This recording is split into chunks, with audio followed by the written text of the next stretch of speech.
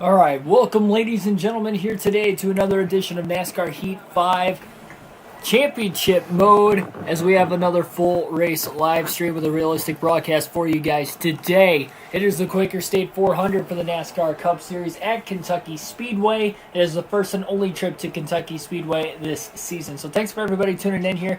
Couldn't get the camera going. I was trying to see if I could still somehow use the PlayStation camera on the actual PlayStation itself and then have it show up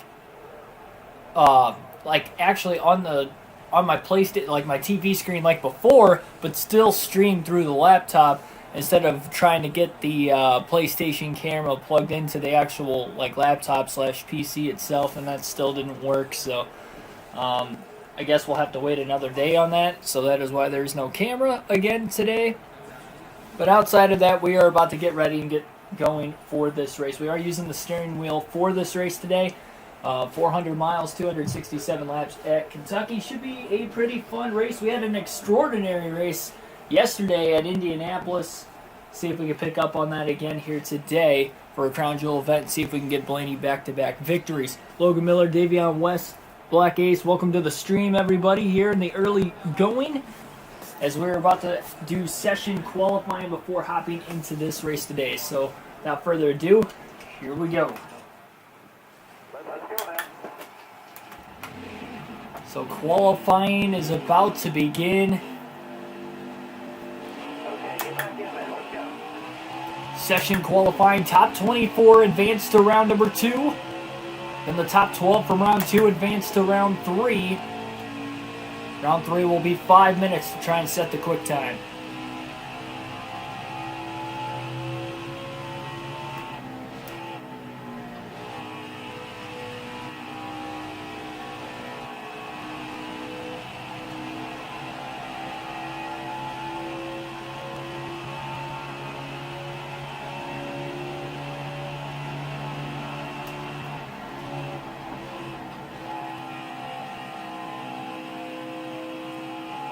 Blaney looking to hopefully just run one lap here in round 1, just enough to get to the top 24.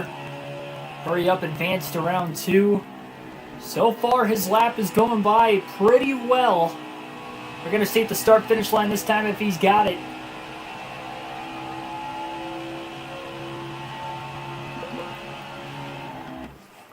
.226 at the line. 25th in qualifying there for Ryan Blaney by 1 position. He misses out on the second round. Wow.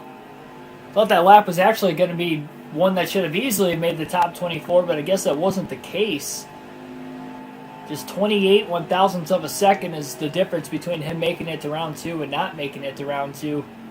Alex Bowman at the top of the charts in that first round of qualifying. So, looks like qualifying's already over. No practice going into today's race, just that session qualifying, but we only got 1 lap in anyway, so it wasn't really much of a session qualifying for us. We are running the Maytag paint scheme for the first time this season. Without further ado, here we go. The Quaker State 400 at Kentucky Speedway. Alex Bowman looking like he's having a stellar weekend. Up to date for Clint Boyer and Kurt Busch, not so much. Bowman did win a stage in the Brickyard 400 yesterday and also finished inside the top 5. We'll see if he can back that up with a great performance again here today. You see Blaney, yesterday's Brickyard 400 winner, starting mid-pack. Green flag is about to wave, and we are ready to go in Kentucky here tonight for the NASCAR Cup Series on NASCAR Heat 5. 80 laps in Stage 1, another 80 in Stage 2, and 107 in the final stage of the race here today. Drivers trying to get a feel for the race cars here as they get up to speed, going off into turn 3 now. Quick start to this one today. Brad Keselowski at the front of the field is going to lead lap 1. Martin Truex Jr. almost got underneath them off of turn 4, but not quite, as they go 3x3 mid-pack through the field. Blaney all by himself, at least going into turn 1. You see Kurt Busch getting split by both Chris Buescher, Austin Dillon. Blaney had to get on the brakes into turns 1 and 2. Meanwhile, trying to block off Eric Jones from behind. Bubble watch coming into this race today. We have just 6 races until the playoffs. 10 different winners so far this season. Look at Blaney on the apron in 3 and 4, trying to get around Austin Dillon in the 3. But the playoff bubble watch coming into today, Alex Bowman is the last driver in on points. He is 32 points ahead of BJ McLeod. McLeod in 17th. Those are the last 2 guys on points, and really the only 2 on the bubble as far as points go that can really point their way in. Everybody else is presumably in a must-win situation, unless Jimmy Johnson can maybe have some stellar performances going forward. He comes into this race 18th in points, but he's about 68 points back, so he's over a full race behind his teammate Bowman for 16th. Johnson came off a 12th place performance yesterday in the Brickyard 400 and actually got 2 stage points throughout the course of the day. But the problem is Alex Bowman ran top 5 all day. He won a stage and of course finished in the top 5. So despite a decent day by Johnson, he still lost points to his teammate. Joshua White, Cult 48, welcome to the stream.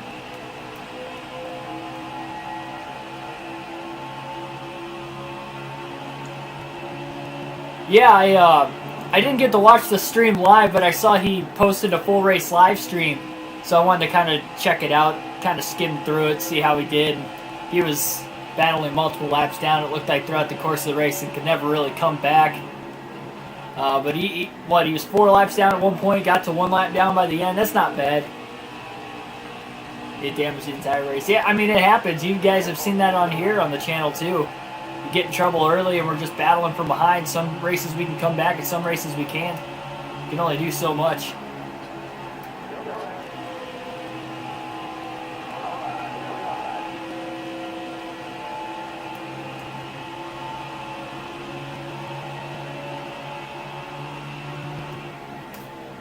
Big run going off into turns 3 and 4. Blaney will move past Eric Jones now for the 18th position on the racetrack. Things starting to space out at the front of the field. Martin Truex Jr. leads. Also winless on the season, but he's well over 100 points to the good. And actually sits 5th right now in the regular season standings as well, despite the fact he's only got 1 win. So he can get a few playoff points there. I'm sure he would want more if he can win a few stages and maybe even win a race or 2 before the end of the regular season. He's come close a couple times. Ran really well in the Brickyard 400 yesterday. Basically ran top 3 almost all day. Finished top 3 in both stages. Top 5 finish as well for him.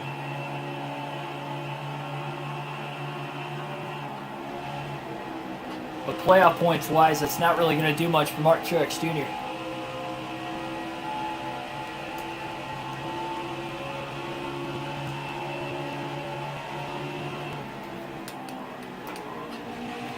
How close Blaney got to that left rear of Chris Buescher. Trying to side draft him.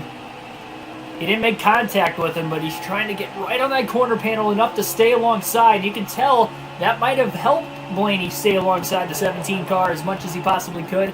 They roll it off into turns 1 and 2 now. And Blaney's easily got the spot.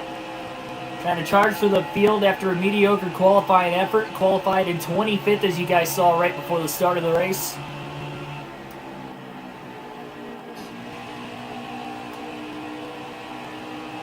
Just the first of 3 races at Kentucky on NASCAR Heat 5 over the next couple days. We got the Xfinity Series race tomorrow and then the truck race on Wednesday. Part of a Truck Series doubleheader on Wednesday, as the Dirt Derby at Eldora will also be after that one on Wednesday night as well. So right now, nobody is guaranteed to clinch on points. As long as we get at least 1 repeat winner in these final 6 regular season races, and that means that we will have at least 1 driver clinch on points at regular season end. But knowing we still have a couple wild card races left, Watkins Glen being one, of course, road course race. You never know if one of those road course racers could get the win that doesn't have a win yet this season. You look at a guy like Michael McDowell that runs well on road courses throughout his career. Martin Truex Jr.'s obviously ran well on the road courses. He's still winless. Granted, he's running good in the early going of today's race, so you never know when that could make out for him as well. Matt DiBenedetto, pretty solid on road courses. And he's also below the cutoff line as well for his sake. He was 14th in points just a few races ago, 4 or 5 races ago, and he has really, really dropped the ball over the last handful of races, and that includes 2 DNFs over that span for DiBenedetto. Blaney to the inside of Eric Almirola. He'll make the pass. Now looking high on Johnson goes Ryan Blaney into turns 1 and 2. The outside in 1 and 2 can work even without the PJ1 here. 3 and 4, a lot more flatter. Can't really get it to work on that end of the racetrack. See some guys going up high though, running that middle lane. Kevin Harvick trying to get up there. And again, we'll have to watch BJ McLeod today. Haven't seen where he's at right now yet, but he is trying to run down Alex Bowman, trying to keep up with him.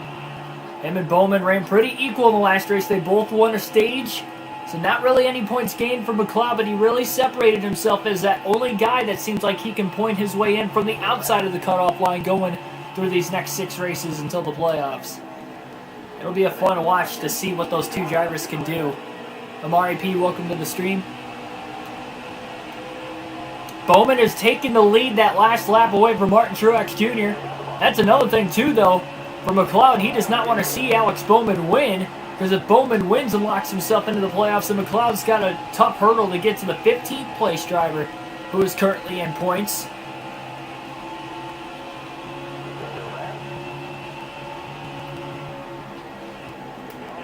Another bubble driver that does have a win this season is Matt Kenseth. He won the second Pocono race 2 races ago. That was back on Saturday evening. And Kenseth is 14th in the regular season standing, so that's a couple guys already that McLeod could have possibly caught in points that have wins if Bowman is to win today too. Or really any race for that matter. McLeod would have to catch up over 80 points just to get to the next closest driver, and that's going to be tough in 6 races. Tantan619, welcome to the stream.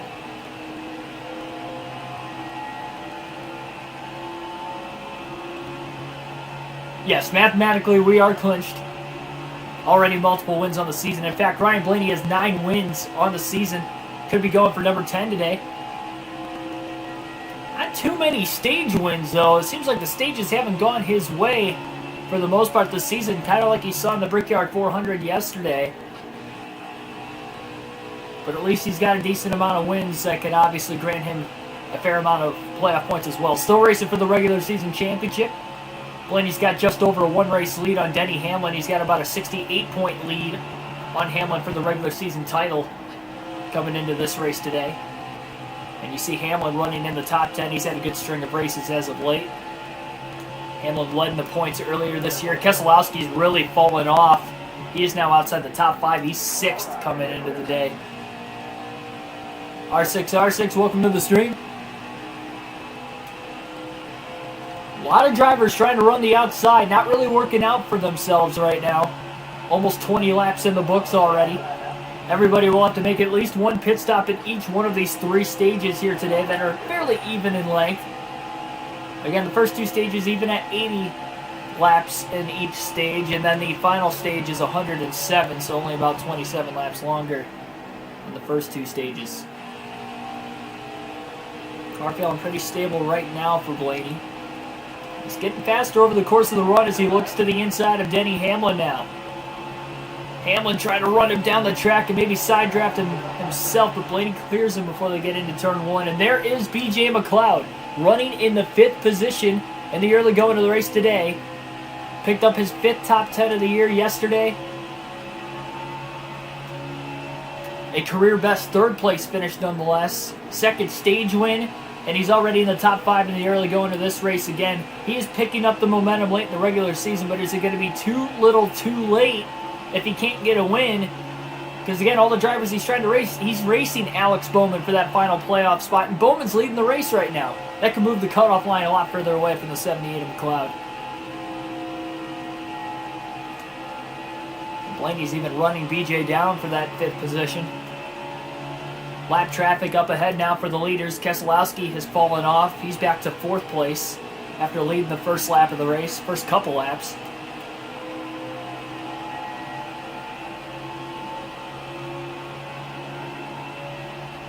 Cloud trying to protect the bottom. Blaney goes high now into turns 1 and 2.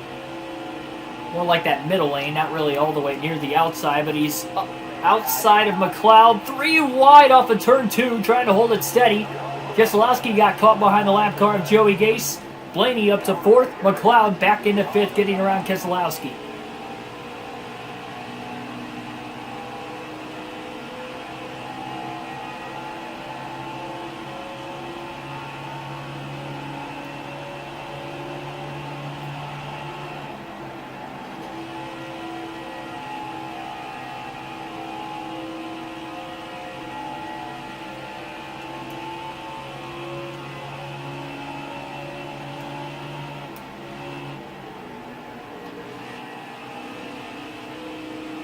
Kyle Busch stuck behind a lap car as well. The 7, in fact, of Josh Bilicki. Blaney is hauling it right now up to 3rd, trying to go for back-to-back wins. To be the 3rd time this season, Blaney will have won back-to-back. If he can find himself in victory lane here today. Got 8 people currently watching right now. Thanks for everybody tuning in here. Early Monday evening.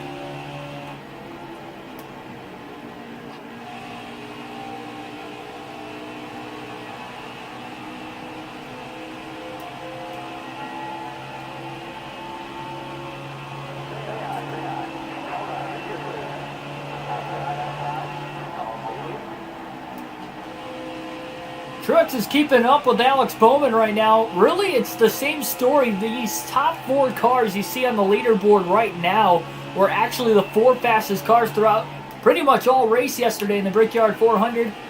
And boy, have they picked up where they left off, running 1 through 4 already in the first 30 laps of today's race.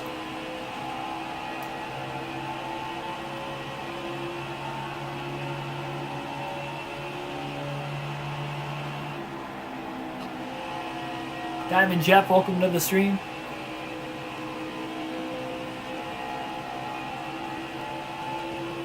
Bowman was able to pull away that last lap from Truex. I think the 49 held Truex up, and now Bowman goes all the way near the outside. Truex is going to gain ground on the bottom. When he kind of slid up the track, he'll gain a little bit of time on the leader as well. Here we go. Blaney for 2nd place into turn 1. Huge amount of lap traffic in front of the leaders. About 4 or 5 cars not too far ahead of Alex Bowman. Bowman trying to ride near the wall. The 19 and the 12 side by side behind him. Oh, David Reagan moved up right in front of the 12 of Blaney. There's Justin Haley now. Blaney trying to slide up near the 88. 3 wide up the middle between the lap car and the lead lap car. At the line, Ryan Blaney will lead his first lap of the race, using the 73 now of Bobby Carter as a pick. Lap traffic playing to the 12 car's advantage early.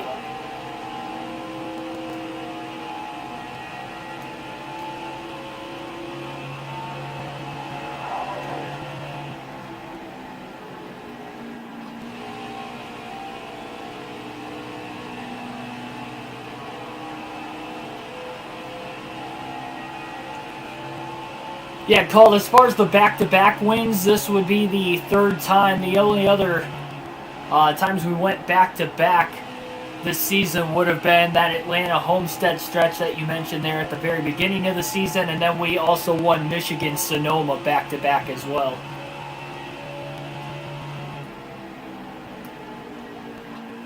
Movement, welcome to the stream.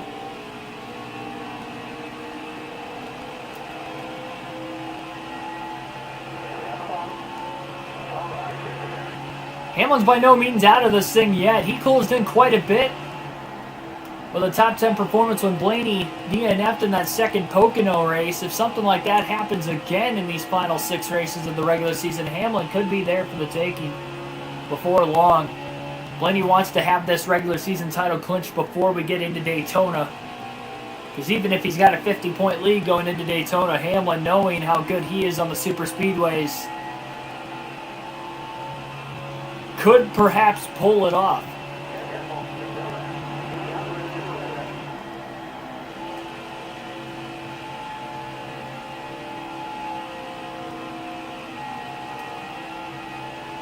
Four-second lead already. Not going to see any pit strategy like you've seen in the last 3 races between both Pocono races and Indianapolis. Saw a lot of short pitting going on in both of those races, but that was because of the length of the racetrack. You didn't have to worry about going a lap down by short pitting on a 2.5-mile oval. It's a little different here today at Kentucky.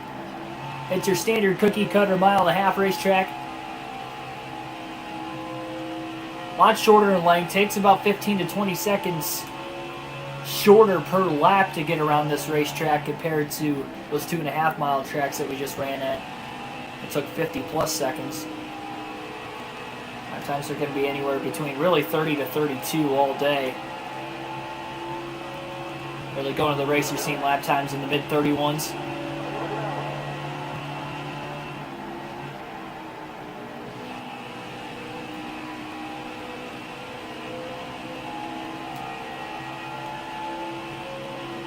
Church Jr. is in second place. He got back around Bowman a couple laps ago. Bowman still not far behind him, just a couple car lengths, really. McLeod just about 2.5 seconds behind Bowman in third. It's going to fluctuate likely through the lap traffic. Speaking of the lap traffic, there isn't really a whole lot in front of Blaney. You got Ty Dillon right here, a little space, and then Matt DiBenedetto, who's running outside the top 20 once again. Things are just not going his way late in the regular season here. Similar to what you saw from DiBenedetto in real life in the 2020 season, where he had a pretty sizable gap over 16th, or really over the cutoff line getting into the playoffs on points, and he just started falling off the face of the earth and limped his way into the playoffs. But here in this one, he's already fallen outside the top 16 with it, and he needs those solid runs to try to make up ground. It's a lot harder to make up ground. You're lacking the momentum like he has been over the last handful of races. Really since Sonoma. His last good run was at Michigan, the race before that.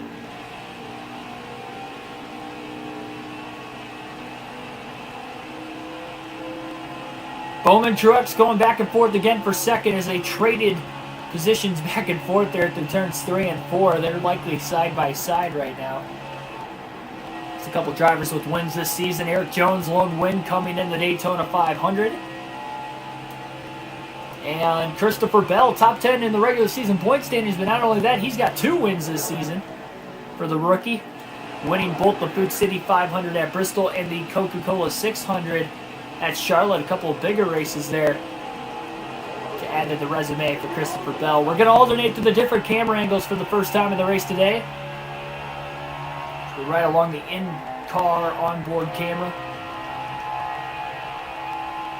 Number 12 machine for Ryan Blaney.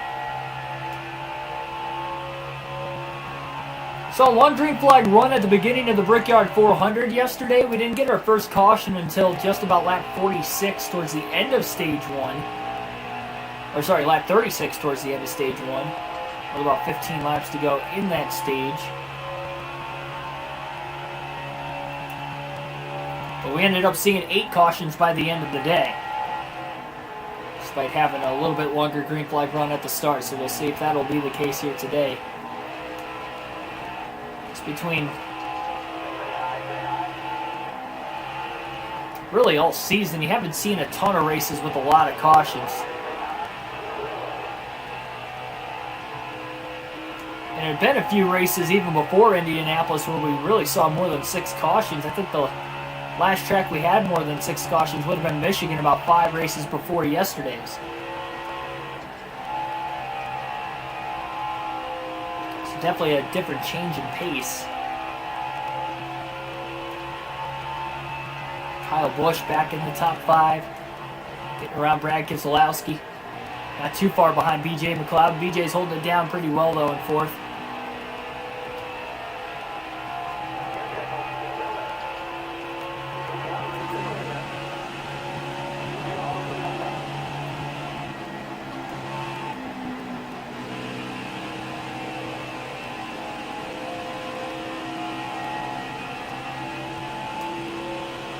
Owen White, welcome to the stream.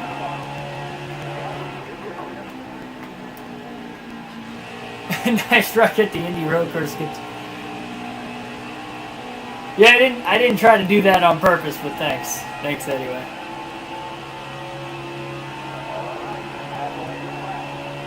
Cross flags now on stage 1. 40 laps down. 40 laps still to go. No cautions up to this point. Only 15 drivers on the lead lap. See Daniel Suarez in 15th.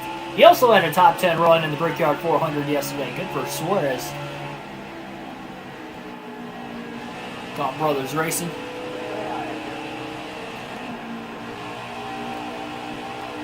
Oh man. Suarez about slid up into Blaney. Blaney lifted slightly there. Hey, thanks for stopping by, Owen.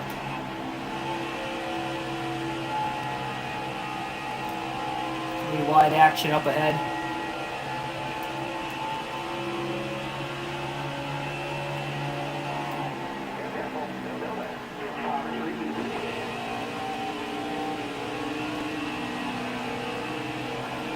That's something else, though.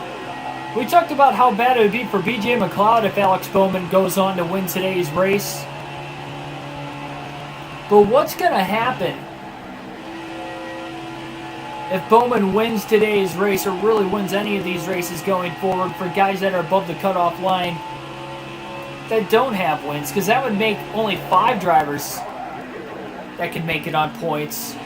And yes, it would move the cutoff line up, and they might be pretty alright on points again, but who's to say we don't get an upset winner at Daytona, knock one of those guys out? Then all of a sudden you have 4 or 5 guys in hot pursuit of that final playoff spot on points. So you definitely don't want a guy like Bowman to win, or even BJ McLeod, because although McLeod would be a huge upset, he's got 5 top 10s this season, 2 in the last 3 races. 3rd place at Indy yesterday.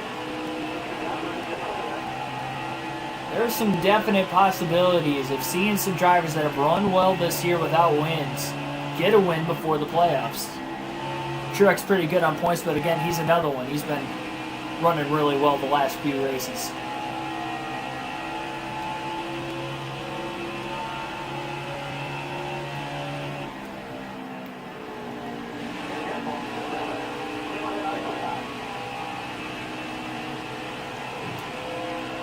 William Byron's really fell off today.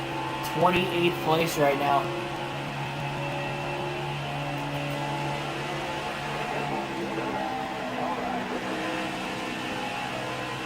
We're getting closer and closer to the end of this fuel run. We're about 3/4 of the way through it. This guy's probably only got about 15 more laps roughly that they can go on fuel, and not going to see anybody try to short pit here.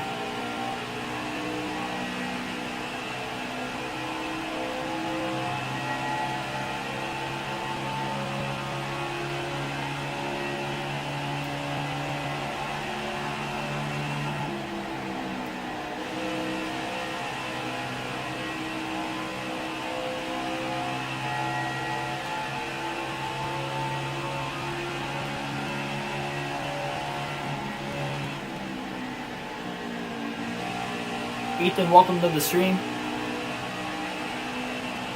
Billy Kramer, welcome as well. Man, Keselowski keeps falling backwards as well. Kurt Busch almost tried to pull up and maybe block Ryan Blaney. Blaney all the way on the outside of Kurt.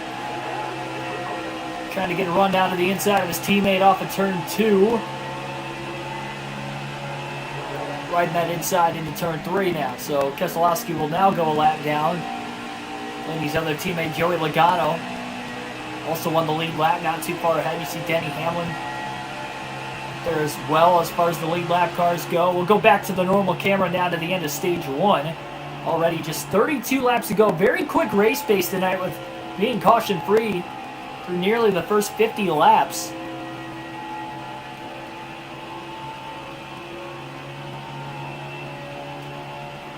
Wow, look at Hamlin. Split the middle right there between those lap cars.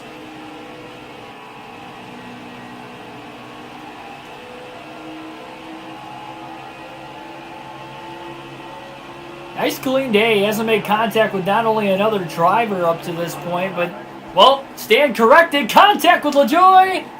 And he saves it right as I said something. Blaney ran the corner right into that left rear of LaJoie. LaJoie made a great save. We're still caution free.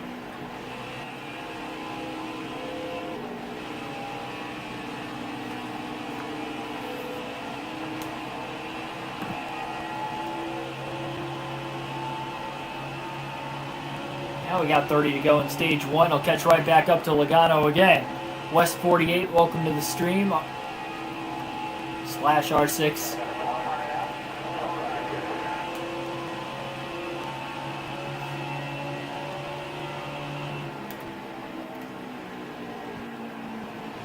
Tap the brakes there just a little bit, setting the car behind Denny Hamlin. Seeing some tire wear out of that right front tire right now. It's down to about 17%. Another good run for a backmarker car. Timmy Hill in the 23rd position. That's a pretty solid run in the early going of this race, at least. He barely keeps it off the wall and off of Ty Dillon there. Then he got really loose.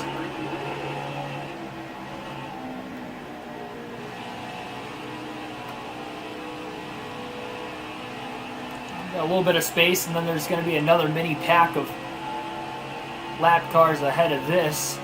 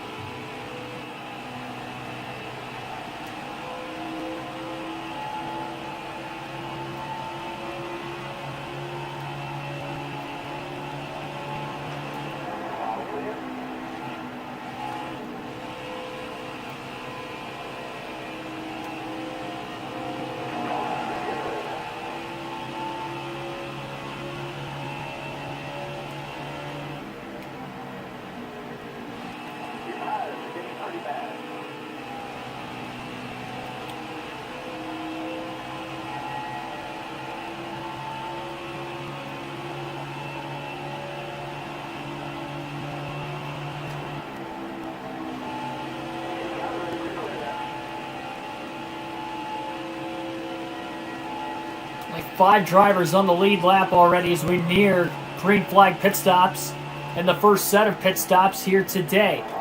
Wow, Blaney drove it in deep into turns 3 and 4 there. Almost clipped the grass. That was really close. All the way on the bottom. Went to the apron there through, well, I should say through the apron on the front stretch. Get by BJ McLeod as quickly as he could as well.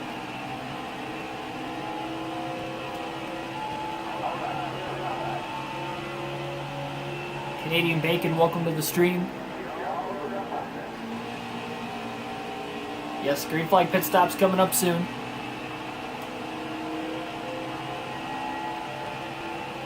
Yes, and for anybody, by the way, going back to that, was told to give a shout out. West 48. Subscribe to his channel. It's also R6R6. Familiar face in the chat. Started another channel. Wanted some help there, so I told him I'd help him out.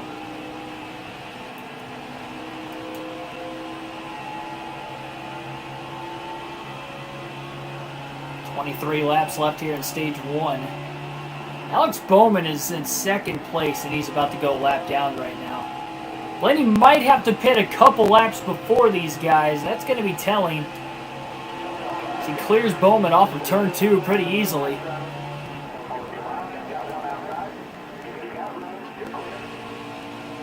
Yeah, no tire limits for the Cup Series. That's the only series we don't have tire limits for the...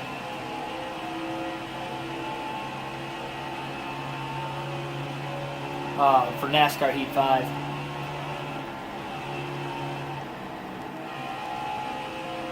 He's pushing it as long as he can right now, just in case We get a caution, he could trap everybody a lap down. He shouldn't have to pit this time either. He might be able to make that right front tire last just enough to get to the end of the actual pit window. That right rear tire as well for Ryan Blaney, pretty wore out.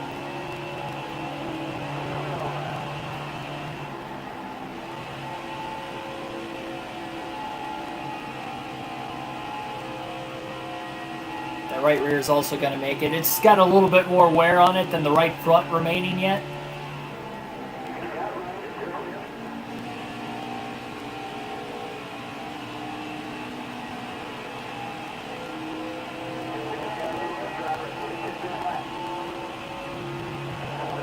$20 laps to go here in stage 1. 60 laps in the books already. Still caution free.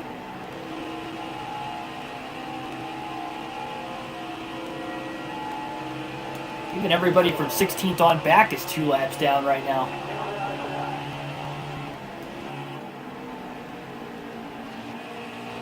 And Blaney's going to hit pit road this time. Probably won't make it another lap on fuel, but he made it to the end of the fuel run as it was. 45 miles an hour is the pit road speed limit. He'll get down there easily. So, first pit stop of the day. 4 fresh tires, full tank of fuel. No need to repair any damage. And no adjustments.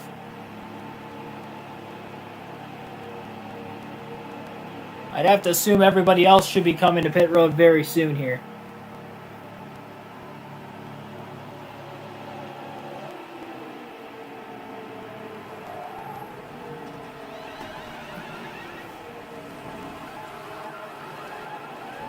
Still caution free here in stage 1. You haven't seen this too many times on the mile and a half this year where we have so many green flag pit stops.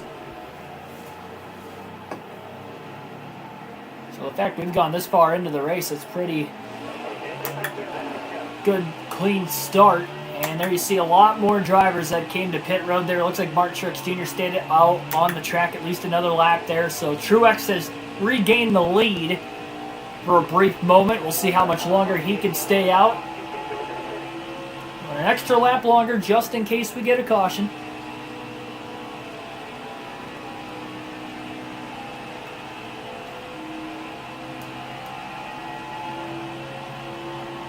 And quickly, lead change back at the line there. Actually, Blaney never officially lost the lead, I guess, technically, because he was coming out of the pits when Truex had passed him before, and he beat Truex back to the line, who was on pit road that time through. The car slid way up high.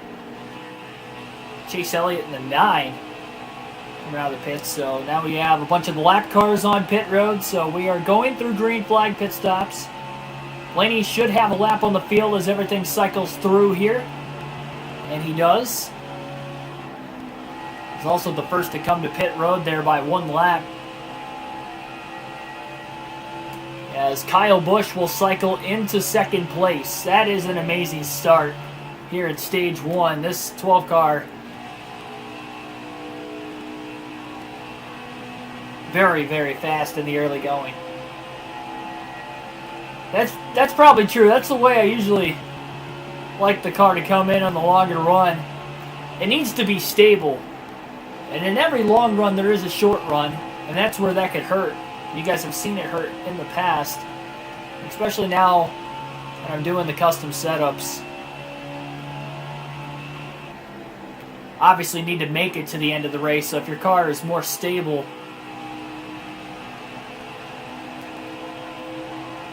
not wearing out the tires as much, creating more grip over the long run, more speed. Working out pretty well right now. So yes, that battle for second is also for the free pass position, whether that would be because of a caution before the end of the stage or just the end of the stage in general. There's a lot of lap traffic right around those guys. I don't think they're going to be able to run Blaney down before the end of the stage. I'd see a couple guys get to him and maybe get around him here on the short run, but Blaney was able to build up quite a bit of a gap, and there's only 14 laps to go. But we'll see. It's not impossible for them to get all the way back around.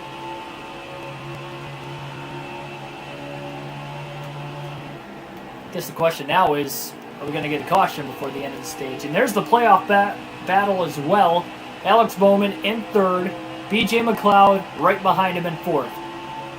Somehow over the next 6 races, can McLeod gain 32 points on Bowman? Running that close to one another throughout the course of the race isn't going to help. Well, it's not going to help McLeod. It's obviously going to help Alex Bowman. Especially with Bowman ahead of him by 1 point there.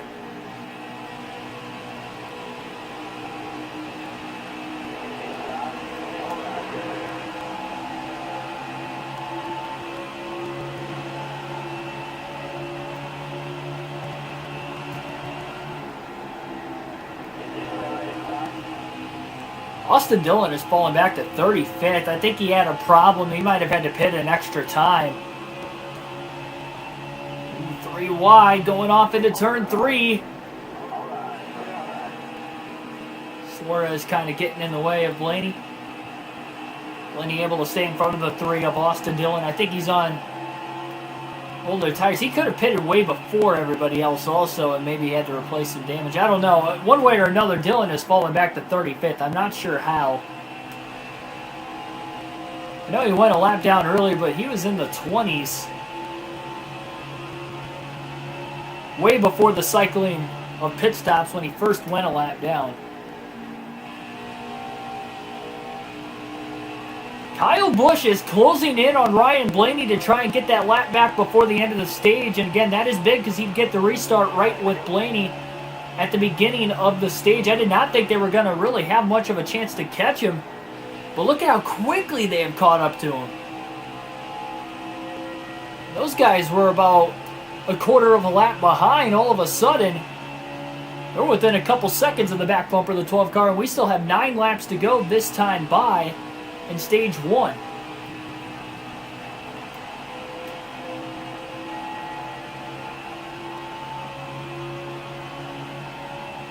Suarez might not be making Blaney's life that easy as well. Suarez is trying to make sure he's only 1 lap down at the end of the stage. A lot easier to come back from 1 lap down versus 2. And Blaney couldn't clear him there off of turn 2. Suarez is fighting. Can't blame him for it. Blaney easily clears him off of turn 4. Suarez not going to be able to cross him over. Well, he's going to try. Suarez going all the way down to the apron. Through the tri-oval, trying to cut a little bit more time out.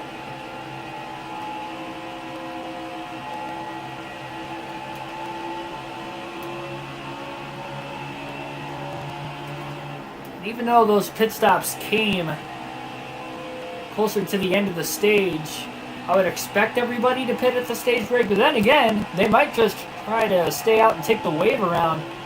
We'll have to wait and see, to be exact, but if it looks like they're going to stay out, Blaney's just going to stay out as well, just to trap him a lap down.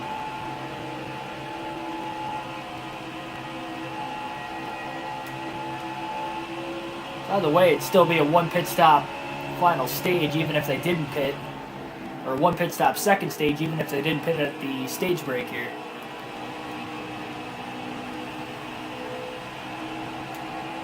Busch is still closing the gap. 6 laps to go to get there.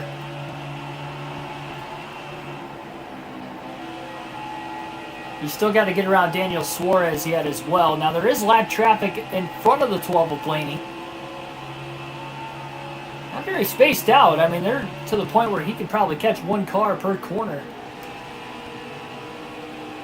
He's going to have to hope that he doesn't give up that much time. Chad Fincham on the outside. He's just giving Blaney plenty of room underneath him. Blaney got around the first lap car pretty easily.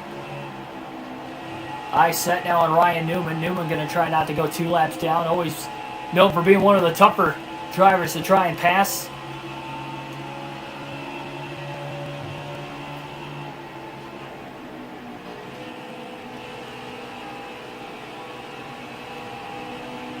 And he's had some good runs at Kentucky in the past. His best career finish here was in 2018 when he finished runner-up in second. Almost won the race earlier this year in 2020. A 4-wide finish coming to the white flag. He was on the bottom. We're running into Kevin Harvick after hitting the drain on the inside on the apron and shooting back up into Harvick. Putting damage to his car, falling back. What could have looked like he almost had a shot to win. Kind of having a little bit worse of a finish than what he was probably expecting, but nonetheless, valiant effort. Just again goes to prove the point of why he has had good runs here over the past few years.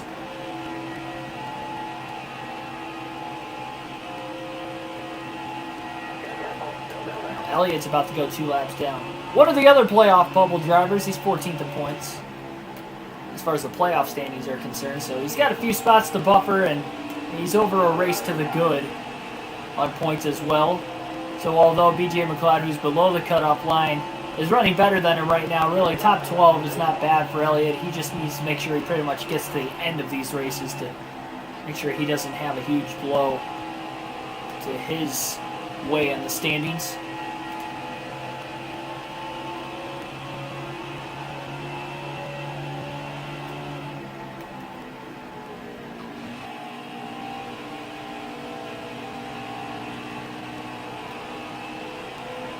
White flag in the air, 1 lap to go in stage number 1 for Ryan Blaney, looking for yet another stage win and another playoff point on the season. Adding 10 more to that regular season total as well. Denny Hamlin, who's running in the top 10, should get stage points as well, but there will be an increase in that regular season points lead midway through the race. So 12 leading in points. Again, Hamlin second in points. Hamlin does have a win this season. Blaney with 9. Green, white, checkered flag in the air. Ryan Blaney wins stage 1 at Kentucky.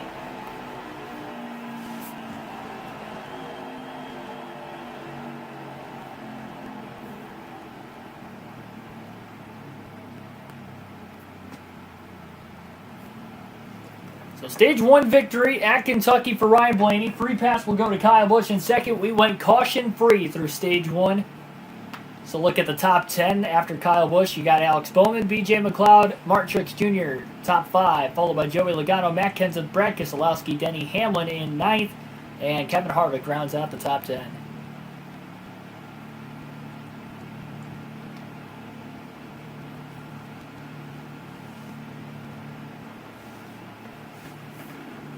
Oh, we just flew through stage 1. It looks like everybody's going to hit pit road.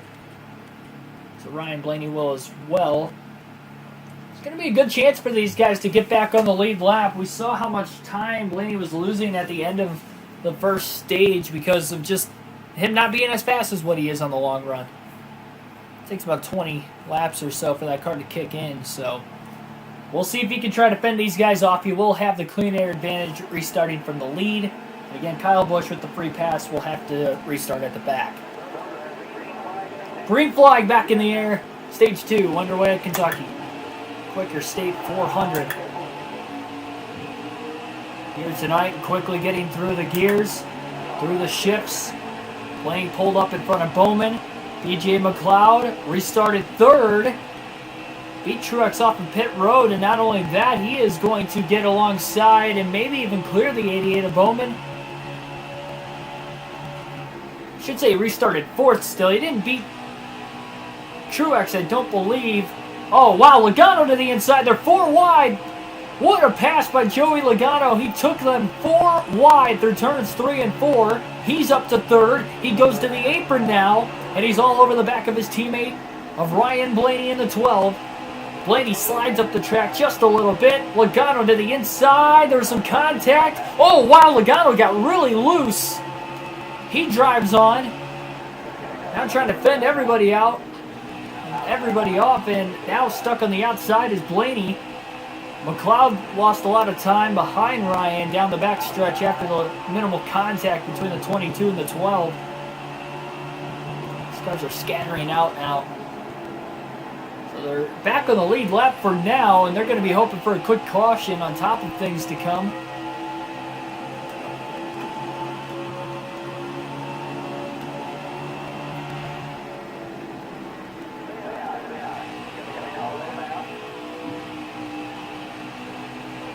On the ground, Blaney is lost.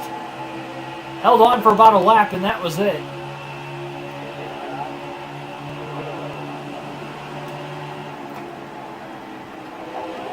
Get the car to turn underneath Harvick. Harvick got loose on the outside there. Look at Chase Elliott not giving Blaney a lot of room. Blaney's in the wall. Off of turn 2. There was some contact with Chase Elliott. Blaney got in the wall, and that is going to bring out our first caution of the day. A couple laps into stage 2. Blaney tried to keep it off the wall, and once he got into it, he couldn't get off of it, and that will bring out the caution. And all those drivers just got right back on the lead lap. Suarez will get the free pass back in 12th. Blaney's already got about 5 seconds of damage here as well.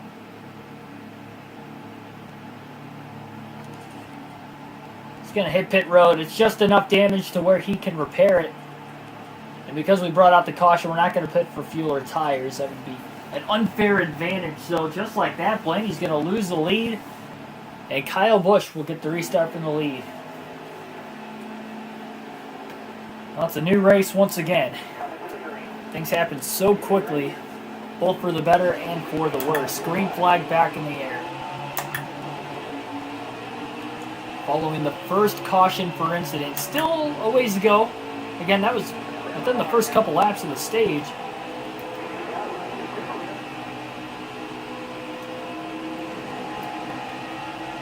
Now we'll see if Kyle Busch can hang on the restart himself.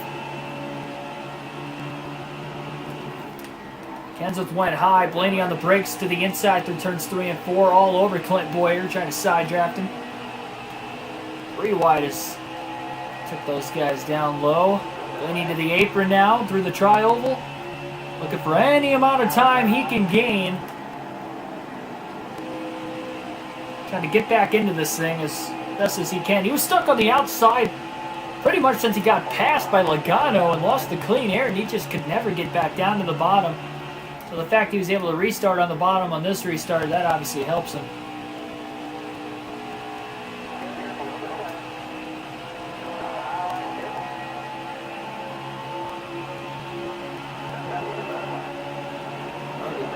Took a peek to go up the middle.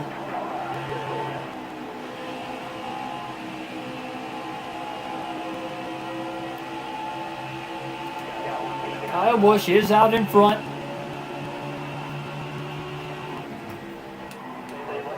On the brakes. Blaney all over the 19. There's a little bit of contact there. Kind of ran him a little wide. He got a little tight. He tried to get on the brakes to keep it off of him, but still kind of got into him.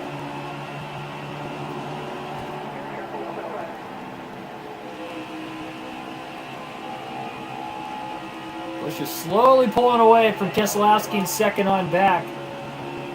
We saw Keselowski fade over the course of that first stage, so we'll see if that'll be the case on this long run as well. 19 getting that side draft off of Blaney. Blaney had about a half a car in front of him, and he was able to side draft him back, as well was the 88 of Bowman able to stay right on the right side of Truex's car. Blaney again fights to the bottom, and they're 3 wide through 1 and 2 again.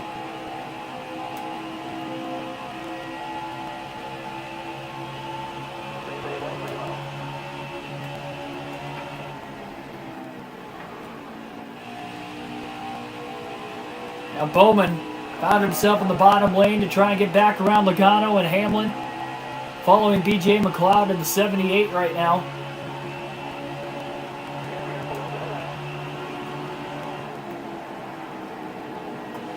A little contact. Blaney got in the back of Logano.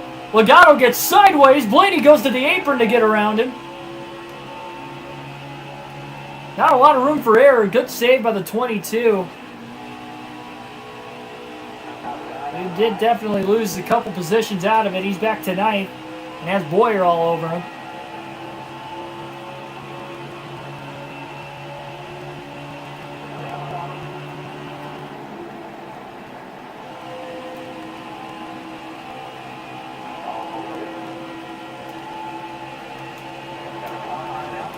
Oh, quite clear the 11 there.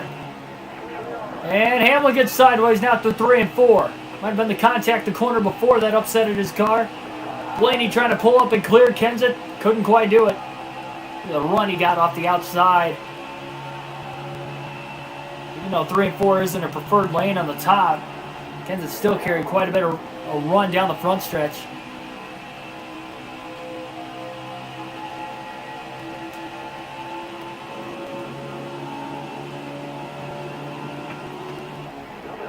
Wow, all 4 cars in front of Blaney go high. Blaney to the inside to get around Kenseth and McLeod. Almost got to the inside of Alex Bowman. Trying to block the 42 on the bottom. Kenseth goes down to the apron. He's still trying to work around BJ. Blaney a little loose into turns 1 and 2, and he washes up the track right in front of BJ McLeod. McLeod was able to check up. There was no contact. Blaney was on the brakes trying to catch the car in the center of the corner, and luckily BJ saw that and had the awareness to back out of the gas and not run into the back of the 12 as Blaney slid right up the track. Barely kept it off the wall. Logano gets his spot back, quickly back in the top 5. We've seen some short run bursts out of the 22, and there was another one there. Bowman, meanwhile, will get around Brad Keselowski for second, and Kyle Busch is just gone right now.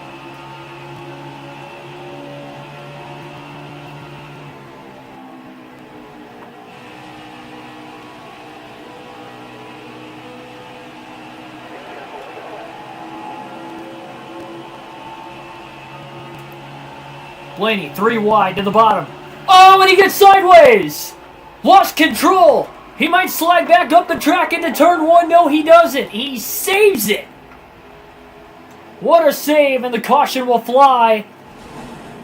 Similar to what you saw in 2020 when Ryan Blaney hit the drainage pipe on the bottom. He took it 3 wide underneath Logano, and the car just turned right around.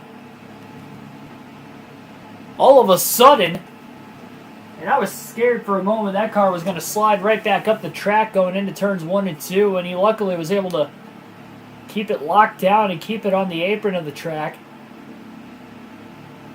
And that is our second caution of the race.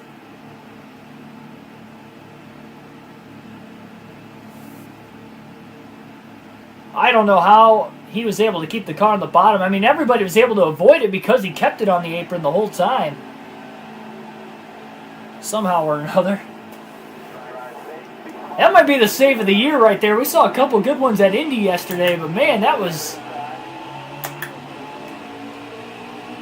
crazy how he was able to just keep it on the apron and not let the car slide back up the racetrack.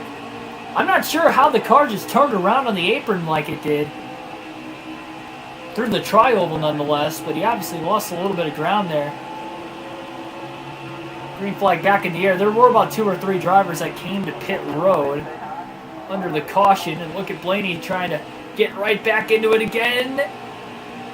Contact at the 22.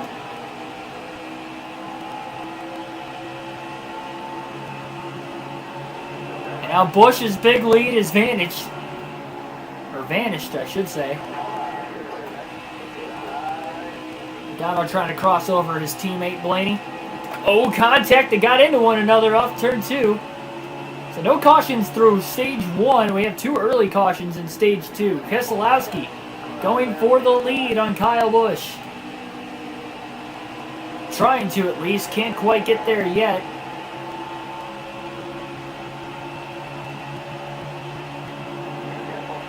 Blaney 3 wide into turn 1 to the inside of Alex Bowman. Matt Kenseth. Logano takes it 4 wide nearly. Blaney wasn't quite in there like he was. He's battling a loose car. They are 3 wide up ahead of him as Kenseth barely sneaks by on the top. And now Blaney underneath Logano. Bowman and Kenseth. He passes all 3 of them. But as he slides up the track, it looks like Logano's going to be able to cross him over. Oh, an elite block! And Bowman goes around and slides back up the racetrack. Piled in by a couple cars further back. Blaney thought he had him cleared through the tri-oval. And we have another accident.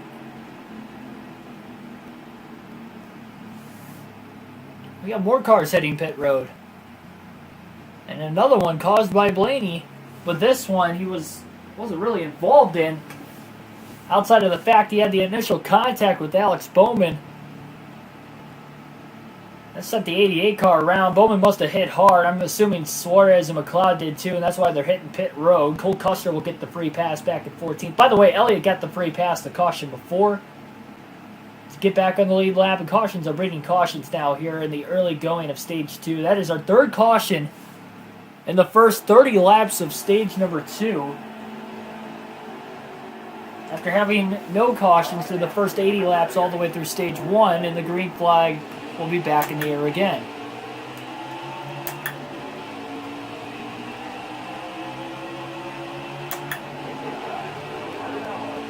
He's going to get to the bottom. Had to wait for his teammate. Oh, look at Logano take it 3 wide for the lead on the restart. Blaney goes to the apron in 1 and 2 and just kind of follows him through there. Oh no! Blaney just put Keselowski in the wall. Look at how much ground he lost. And Logano still has the lead. Look at Boyer on the outside making a move. Blaney thought he had Keselowski clear, much like when he thought he had Bowman clear. Luckily, they stayed green off of this. Nowhere to go. 4 wide. Truex makes contact now. These cars are just banging off one another. And Logano has lost the lead to Clint Boyer. How deep Blaney drove it in there. Look at McLeod trying to fly up the middle. But Clint Boyer has taken the lead now for the first time here tonight. Blaney down to the apron. That time nothing happened to him. It was really weird how the car spun out that second caution earlier. I think a lot of lap cars hit pit road too because they are all over the back of some of these other guys at the front of the field.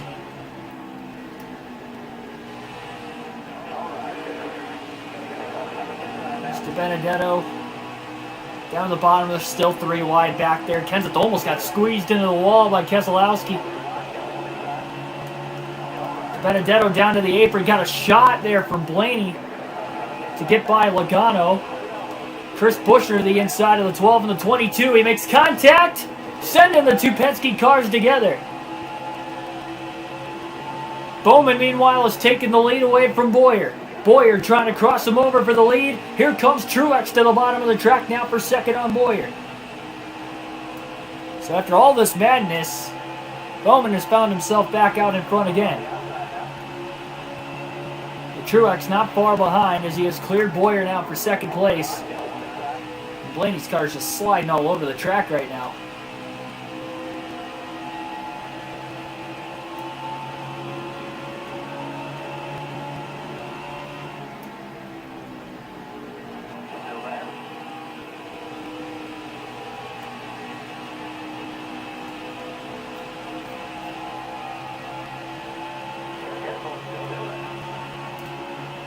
Yeah, we haven't seen many flips on this season. Especially like that. Canadian bacon. Haven't seen I'm trying to remember on the actual championship mode if we've actually seen a car barrel roll.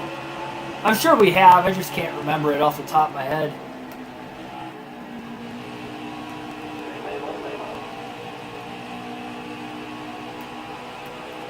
I know we flipped with Jimmy Johnson back in season 1.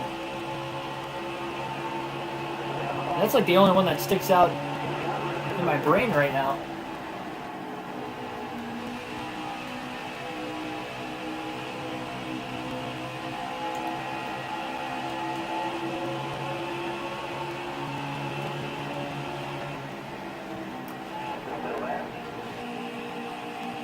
So Jimmy trying to race back into the free pass position if he can.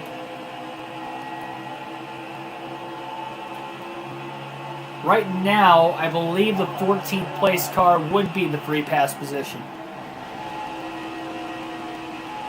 No, he can't. Newman has had terrible luck at Daytona and Talladega. And cars on top of him and him on top of other cars. It's insane. He does have a Daytona 500 victory, so he does have some luck on his side at Daytona, but that's it. I mean, outside of the 2008 Daytona 500, it has been a racetrack to forget for Ryan Newman. Again, Blaney using the apron to his advantage. Wing to the outside of Busher. I don't think that's going to work.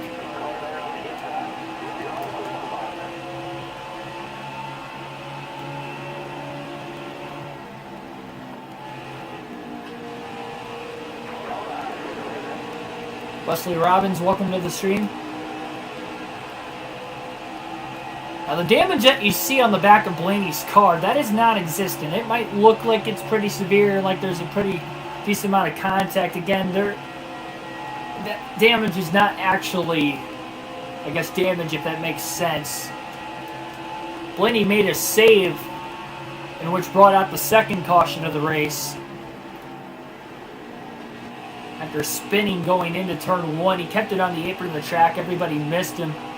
And under the caution, when the AI started to line back up again, he got hit. So that is why it is not affecting the handling of his car at all. And if we look at the upper left-hand corner of the screen now, there's no damage on the back of the race car. So although it looks like there might be something there, there really isn't.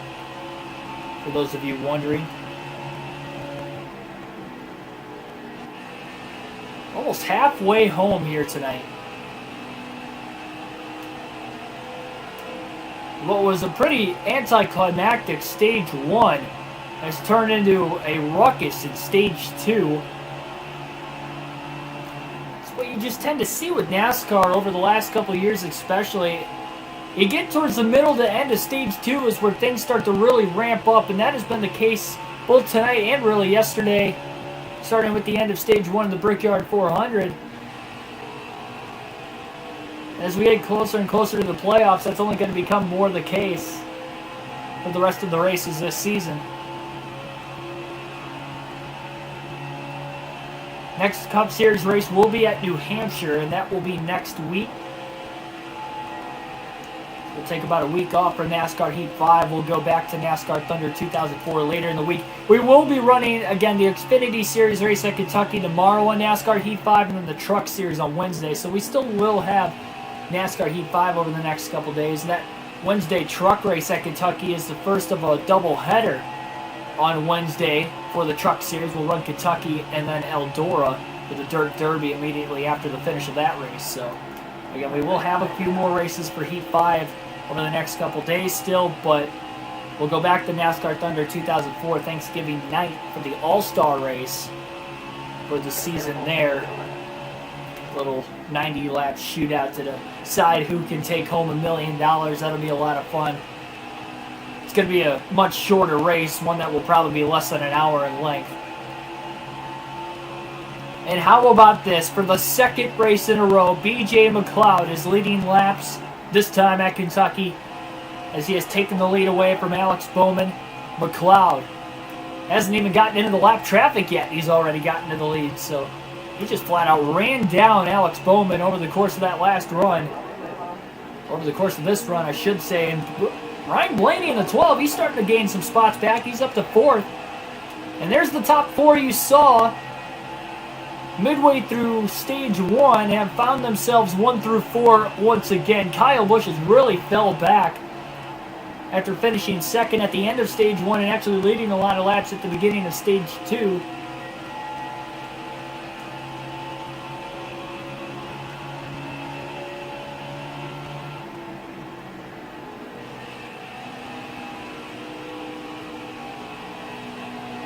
Oh, no, yeah, for sure, Canadian Bacon.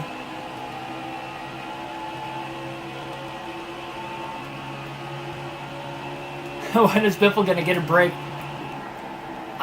We should be able to finish the All-Star race.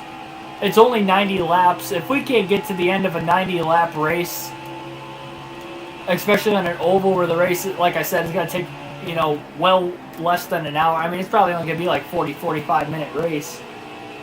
We should be able to get to the end of that one. There is no excuses for it. Granted, it's not a points race. That's the only thing that stinks about it. We're 22nd in points right now. We're nearly halfway through the season. It's going to take a lot to come out of that and win the championship.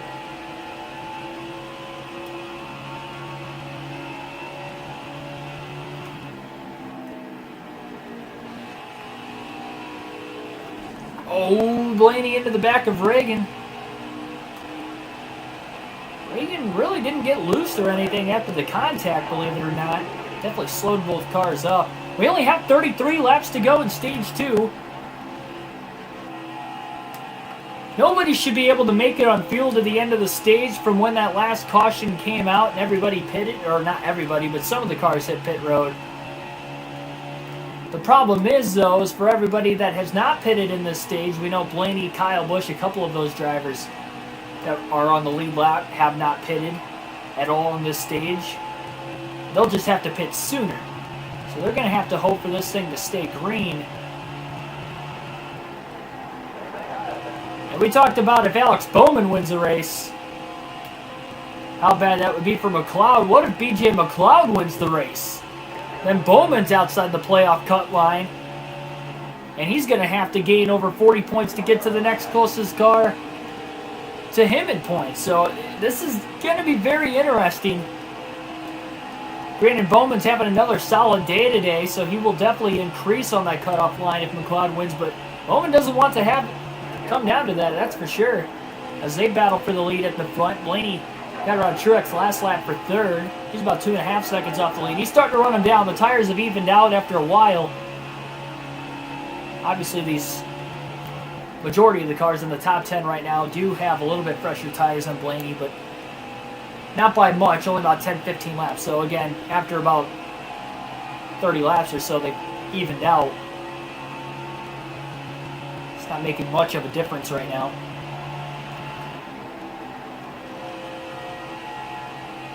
Bowman now a half second behind McLeod. Blaney is closing in on both of them. I think Blaney's just waiting for the end of stage 2 to come and just have everything reset back to normal. He wants to forget about what happened at the beginning of this stage. Ton of bad luck, but he's still running. And now we have a caution. Caution has flown with just less than 30 laps to go in stage number 2. We're going to have some guys staying out of the pits. They might be able to make it on fuel now that the caution came out because they were going to be close before. And it looks like everybody that has not pitted at all yet in the stage will pit. Jimmy Johnson will get the free pass at 15th. It looks like everybody in the top 6 on the restart will have stayed out. Ryan Blaney will be coming to pit road this time. So we'll see. Probably going to have another exciting and crazy restart. That's our 4th caution of the race.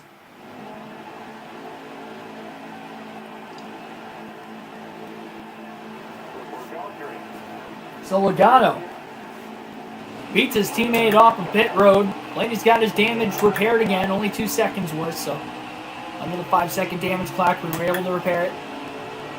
Second time today, he's had a little bit of damage he was able to repair. He did not take off on the outside. That's not the preferred line. Look at the ground Logano's making on the bottom. Blaney on the top. Now into the middle here. Oh, man, banging in between the two. And Keselowski goes up into Boyer. Boyer gets sideways. They're 5 wide in turns 3 and 4, holding up the field. How do they make it out of that? 25 to go in stage 2. It is a race to get to the front and pass all these guys on older tires.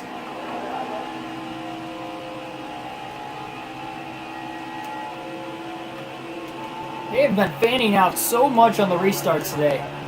Blaney tried to fit into a hole that wasn't there into turn 3, and then Boyer ended up getting sideways when Keselowski slid up into him after the contact from Ryan Blaney, and everybody was carrying through. Look at them. I mean, they're still going 3 wide up here.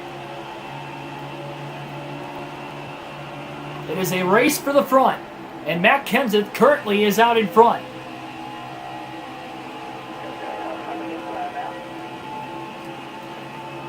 Big run. Oh, wow, almost some contact. 4 wide down the back, going off into turn 3.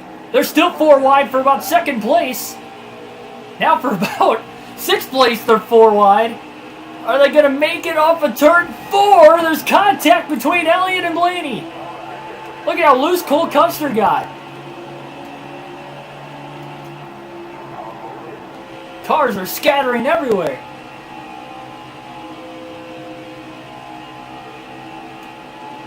Guy's got to hang on. Oh, man.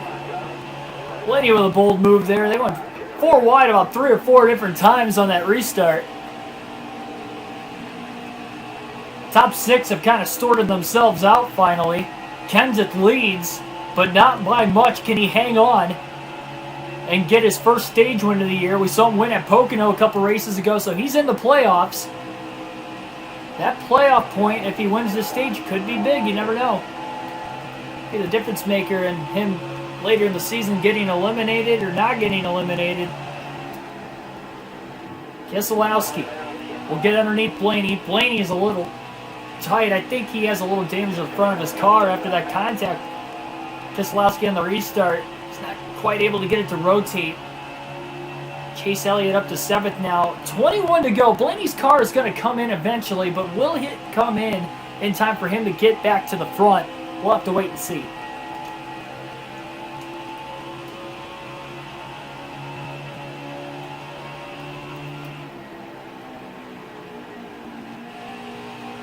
And meanwhile, we have a battle for the lead. Kenseth has been caught.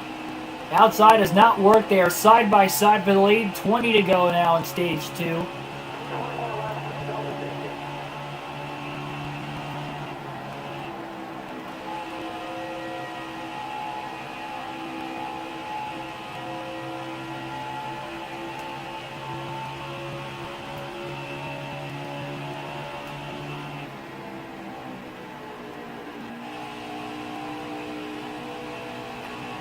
And Kyle Busch has taken the race lead away again. Been about 40 or 50 laps since he's been in the lead, but he's back out in front. And now he controls his own destiny to try and get a stage win.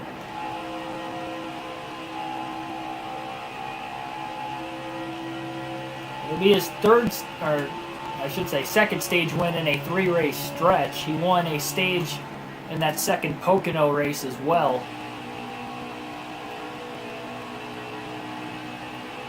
He also won a stage at Chicagoland.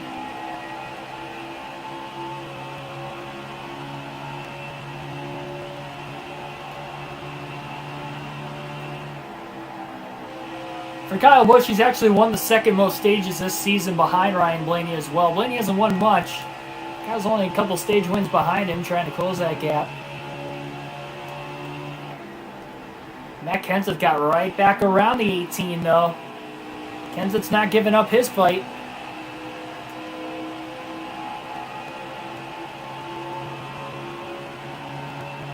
Blaney has caught back up to Chase Elliott. He looks high into turns 1 and 2. Trying to get around the 9. Elliott winless this season. Started running right around 15th, but he has worked his way up to 7th now. And trying to hold on to that position.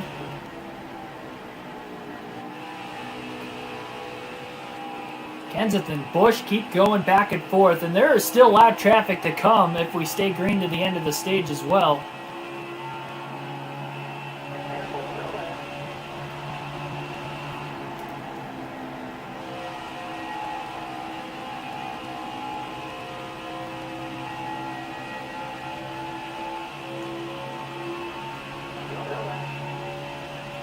Blaney down to the inside of Elliott. First time he's been on the inside of him since they've been battling. He's tried the outside a couple times and it didn't work. And he'll pull up and clear him. Off of turn 4. Busch has the advantage again. 15 to go in stage number 2.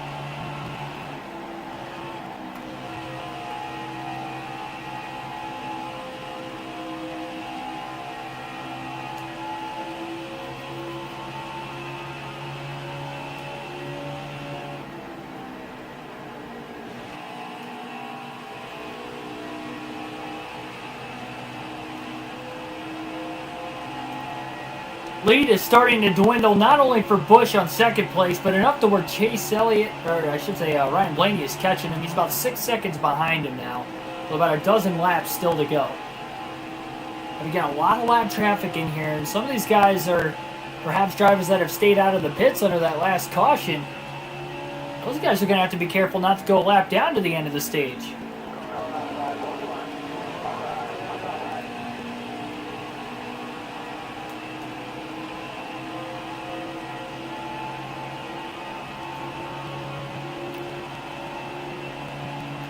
Yeah, that's pretty much about the same effect too, Canadian Bacon,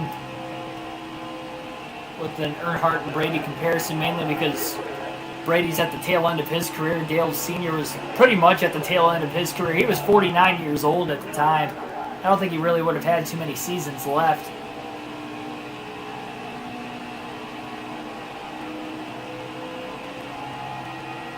Obviously, both some of the most winningest athletes in their sports. Kenseth caught behind Haley, and Kenseth was in the lead just less than 10 laps ago. He's back to 7th now.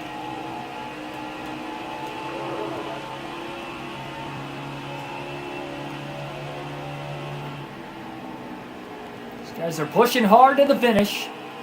Cole Custer, rookie, in 4th. Having a good run. Remember, he won this race in real life in 2020. His only win in his rookie season. One rookie has already won, not once but twice this year. That was Christopher Bell. Can Custer match him? If we don't get another rookie in the playoffs, then Christopher Bell's going to win the Rookie of the Year. But Cole Custer, don't count him out. We haven't seen really Reddick perform that well this season, but you never know as well for him. Seen the front row cars run well at Daytona Talladega. Maybe John Hunter Nemechek's got a good run in him in the regular season finale at Daytona this year as well. Oliver Smith, welcome to the stream. Not sure how many more spots Blaney's going to gain to the end of the stage. I don't think he's going to be able to run down Kyle Busch.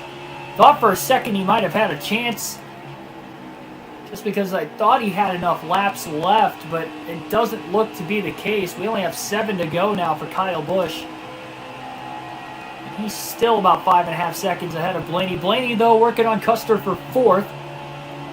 Blaney goes to the outside in turns 1 and 2 to try and get around Custer, who ran the bottom. Custer got through turns 1 and 2 a lot better, but Blaney will have the run down the back straightaway. Into turn 3, Blaney now to the inside this time. And he'll pass and clear Custer.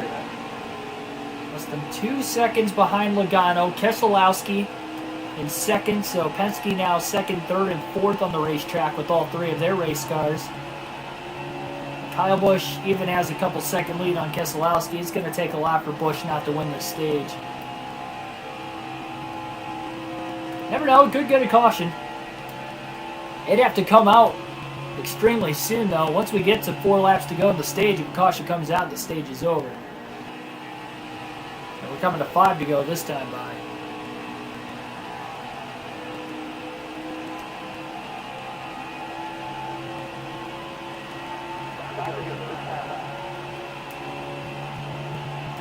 Yeah, Bell's the only current driver in NASCAR from the state of Oklahoma.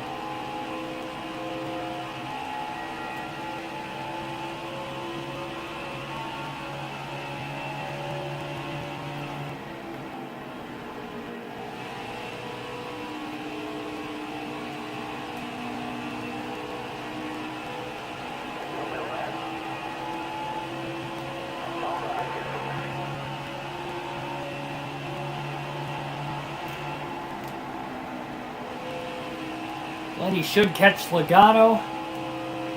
And then as far as Keselowski goes, I'm not sure. Brad Keselowski is pulled away from Logano. He is actually still closing in on Kyle Busch. I mentioned it would take a lot for Busch not to win the stage, but Keselowski is running him down. Busch has been going to the outside the last couple corners. 3 to go now.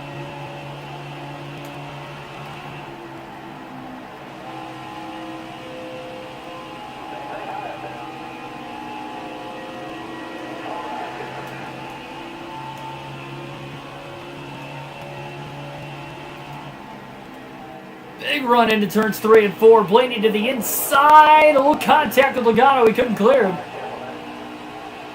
And he sent it in there hard. 2 laps to go in the stage. That's Denny Hamlin, who's just gone a lap down. Suarez has just gone a lap down as well. Is that BJ McLeod up here in the 78? No, that might be the 7 of Balicki. Tough to tell from behind. Keselowski is now 2.5 seconds back. He got held up behind Denny Hamlin quite a bit there. So white flag in the air, 1 lap to go for Kyle Busch.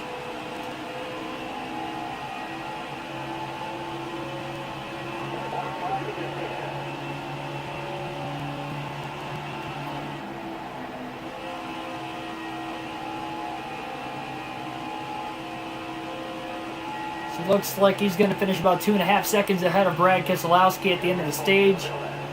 Blaney's not going to be able to catch his teammate. Keselowski for second. Winner, stage 2, Kyle Busch, off to a good start today. Runner-up in stage 1, he'll win stage 2. Followed by Keselowski, Blaney, Logano, and Custer, your top 5. 6th through 10th will be Matt Kenseth, Kevin Harvick, Chase Elliott, Alex Bowman, and BJ McLeod. Truex just misses on stage points in 11th despite leading laps today. Hamlin was a lap down there. I'm not sure if Boyer was a lap down. So we'll see who will get the free pass.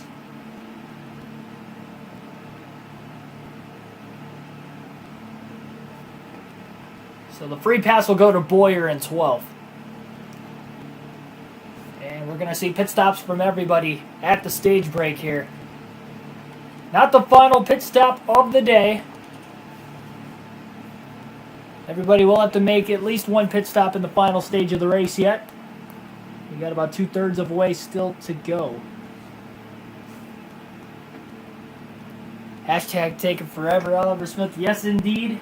I did watch Survivor Series last night. It was the, I think it was the first pay-per-view I watched on SummerSlam. I usually try to watch them all the pay-per-views at least. Especially because I can't really catch all the weekly shows now.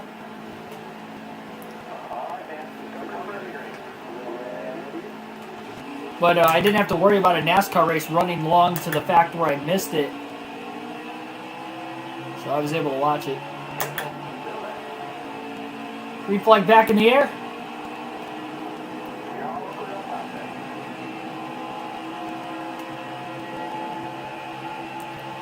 Third and final stage underway. Good restart for Kyle Busch. Pulls up in front for now. Look at how deep Blaney drives it to the bottom. 3 wide underneath Kenseth. A little contact with Kenseth. I'm surprised Custer didn't take advantage of that on the outside. Meanwhile, Kyle Busch hanging on. Bowman went down to the apron, looking to get around Ryan Blaney, but it is Kyle Busch out in front of the field. A place where he's won at multiple times in his Cup Series career. Cup and Xfinity Series career for that matter. Matt Kenseth back up to third. We saw him fade in the long run last time. Bowman to the outside of Ryan Blaney for position. Oh, contact between the two as they get off into one. Both cars kind of got held up, and there goes Martin Truex Jr. now. And Bowman will cross over Ryan Blaney. Blaney wants to get to the bottom. And he gets tight. Custer had nowhere to go but to go high of him, and Blaney is all of a sudden dropped back to 10th.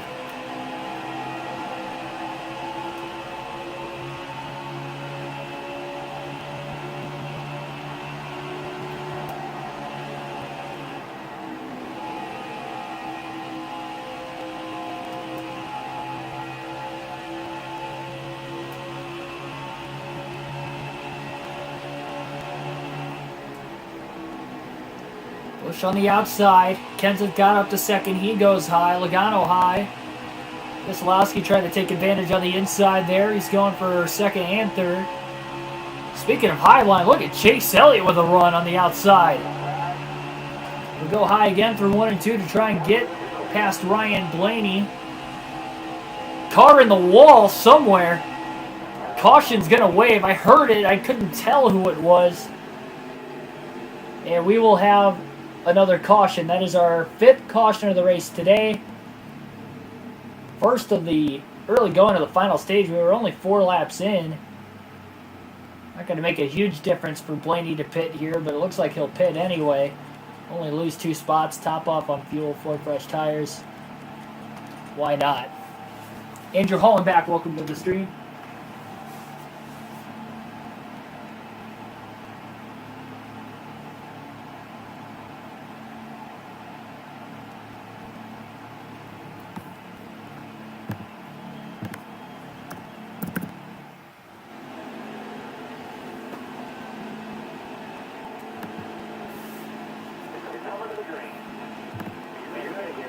Green flag back in the air. Here we go.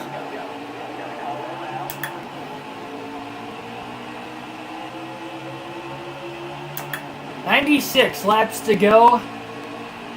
Only 1 driver out of the race so far. Not sure exactly who it is.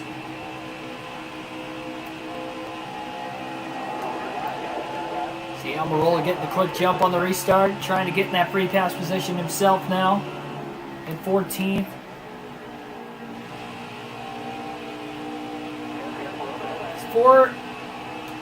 These fresh tires for about 4 laps is only going to make a difference for Blaney for about the first 4 laps, and that's going to be about it. They're already 3 wide.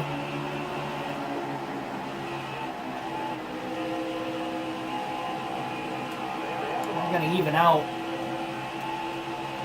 Kevin Harvick trying to hang on that right rear corner panel.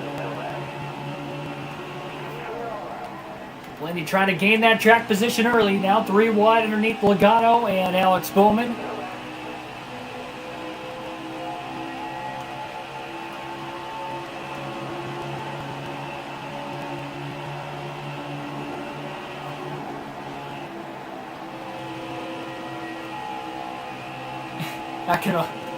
I can understand that. But BJ McLeod having a heck of a season though. Self-owned, underfunded team, and look at him go. Top 5 at Kentucky, looking for his 6th top 10 of the year. Looking to go back-to-back top 5s if he can hold on to it. After finishing 3rd at Indy yesterday. He's still 17th in points. He's trying to race Alex Bowman for that last playoff spot. And Bowman, you see right behind him. Close battle there on the bubble watch, and a close battle for the lead as well. And he just cleared Logano for 7th, but Keselowski not too far behind Kyle Busch. Oh, Blaney almost had Bowman clear. There was a little bit of contact. Couldn't quite get around him. Blaney goes high to try and block Logano. We saw a run coming by the 22.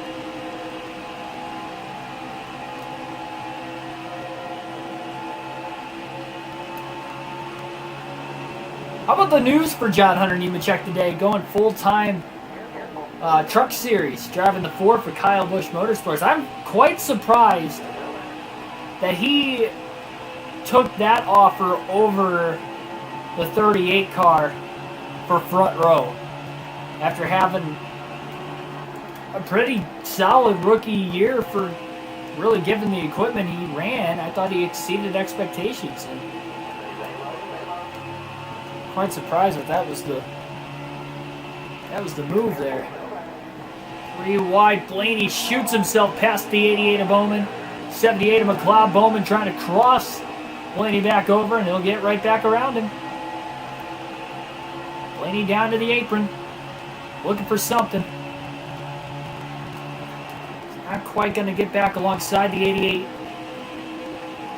Kyle Busch is pulled away from Keselowski now. Truex is starting to reel Brad in for 2nd place.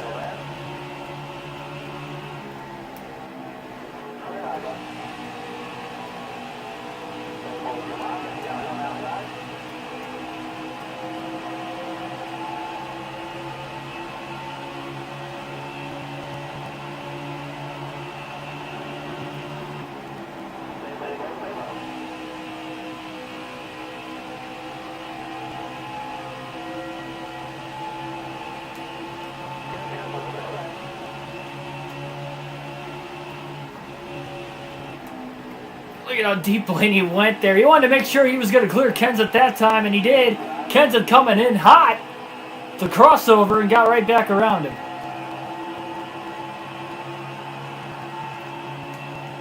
Oh, no, Blaney hard into the wall. What happened there? He got sideways on the apron, and it shot him straight back up the racetrack. Takes out Kevin Harvick. Wow.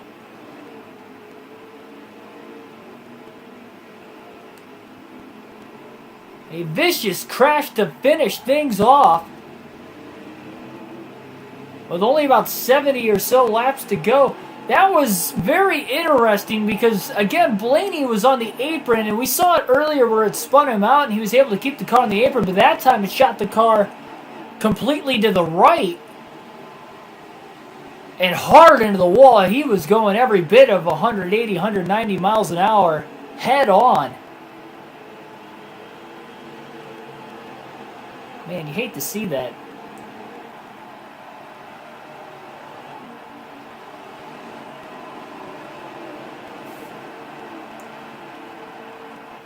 Kyle Busch was leading at the time.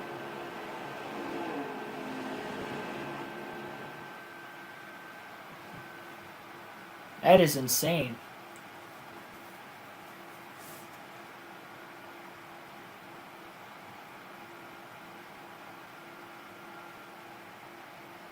I'll do another race.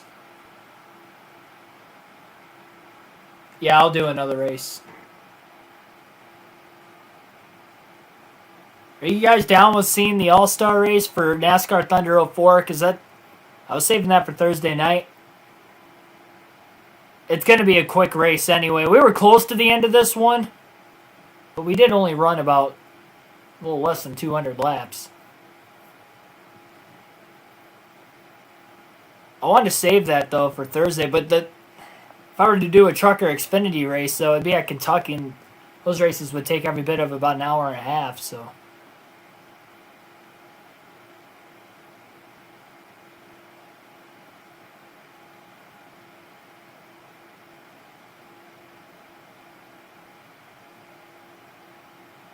Let's see, just to get it out of the way. Yeah, that would be the only thing I could do tonight if I were to do another stream. And now the game crashed. Are you kidding me? This did this after the...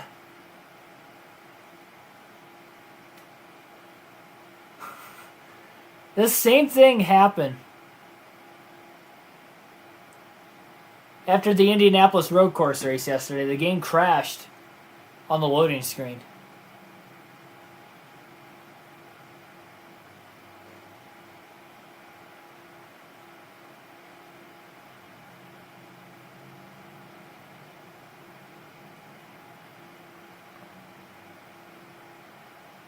What about the next NASCAR Heat 5 race? Yeah, Cup Series race would be at New Hampshire, but that's not going to be able to get in tonight. Truck and Xfinity because they're shorter. Yeah, but the shortest race would be the truck race, and that's still 150 laps versus the All-Star race on Thunder 04 is only 90. And it's the Cup Series, so the laps will be quicker, so...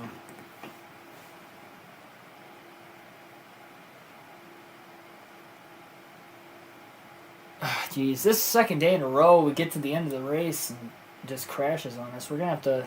Hang on here. We're going to have the finish of the Kentucky race just like we did with the... We're going to have the finish of the Kentucky race just like we did with the Indianapolis road course race.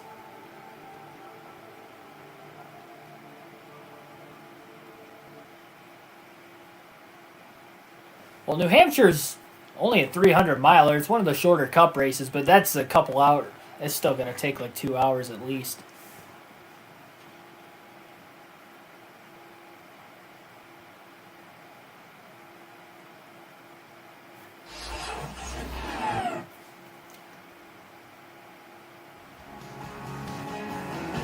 It's like I have time to do a truck race. I just don't...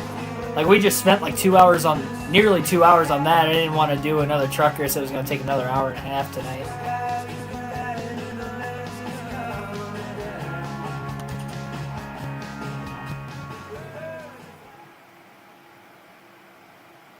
Now I'm gonna do something that counts for something at least.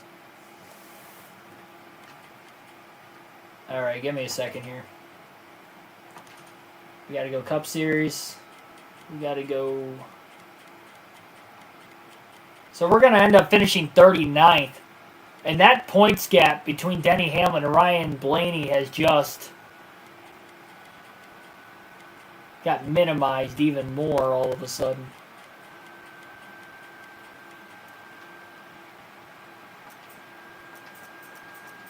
Get that paint scheme we run. Not that it matters, but all right. Let's see, Kentucky.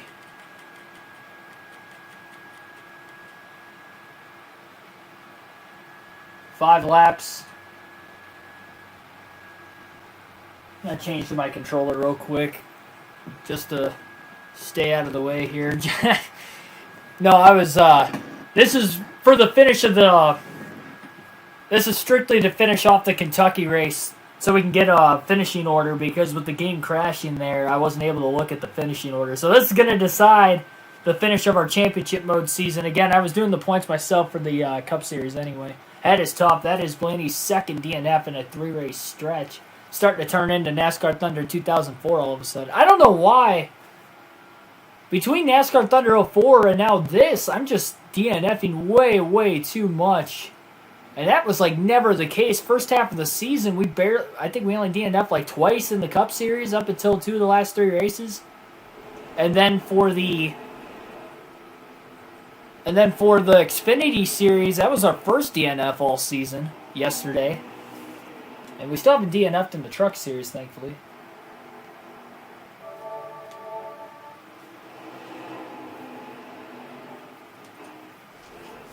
All right. Well, this is going to be the finish of the Kentucky race.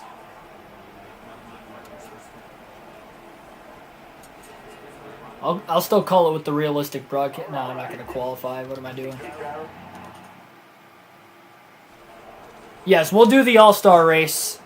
We'll do the All-Star race on NASCAR Thunder 2004 next. But still stay tuned. Don't go away yet. We're about to finish off the Quaker State 400 here. It's going to be a 5-lap restart, a shootout. Oh, what a tough break for Kyle Busch. He was leading the race, won stage 2. He's going to be at the back here. And basically out of it. I'm going to try to stay out of everybody's way and let those guys race. And we'll wait for the lead pack to come back around, and we'll try to follow along with them. Joey Logano in the lead on the restart. He's been up in the top 10 at least throughout the course of the day, and he's looking for his first win of the season. This would lock himself into the playoffs with this win. And now Hamlin is taking the lead, and that is not who Blaney wants to see win this race. That would be an even crazier battle for the regular season championship if Denny Hamlin could get the win. 4 to go now. So just 4 laps remain.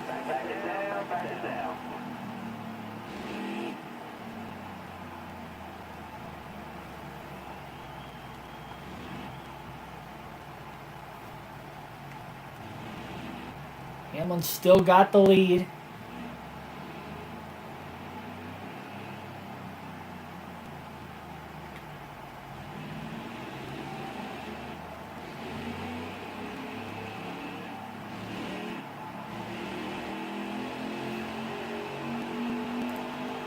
So another battle here between Denny Hamlin and Joey Logano. I hope I don't slow the cars up running like this slow on the inside. I'm trying to stay out of their way and let them race. So here they come. Hamlin off of turn 2 has a gap right now. Oh yeah, they're slowing. They're slowing up and waiting for me. I'm up to speed now. Why are they running so slow? I don't understand. They were doing that yesterday in the other race.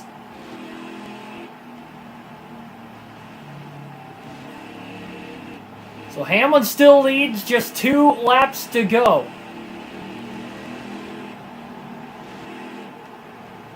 He's got a couple car length advantage on Kurt Busch, who has been nowhere near the front all day.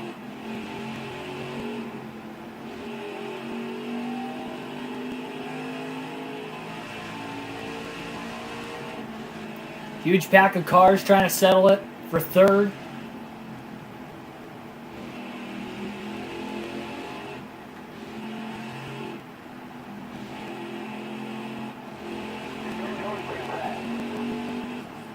Well, there's that. Denny Hamlin, though, leading, coming to the white flag.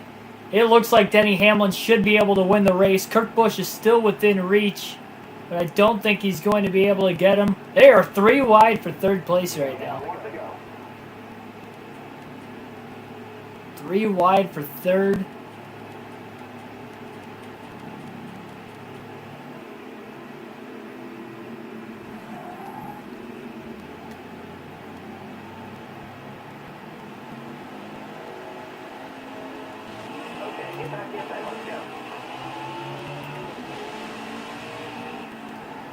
Oh, you're right, we gotta go back. Well, it's gonna be too late.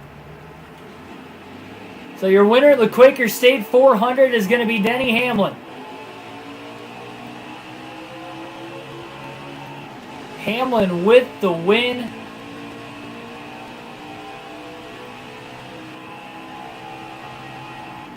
Look at how slow these guys are going. It's like they're out of fuel. What the heck? They always do this on this short of a race. That's strange. Well, nonetheless, I guess there's the finish. We'll go through the top 10 on our way out of here. Top 10 finishers. Denny Hamlin with the win, followed by Kurt Busch, William Byron, Martin Truex Jr., Brad Keselowski round out the top 5. Then you got Kevin Harvick, Joey Logano, Matt Kenseth, Alex Bowman, and Cole Custer, the top 10. Tough break for BJ McLeod as well. McLeod finished 18th. He was running basically top 5 all race. Kyle Busch got up to 16th at the end. He was in the lead when Ryan Blaney got in that accident. Elliott was in the top 10. He didn't get there.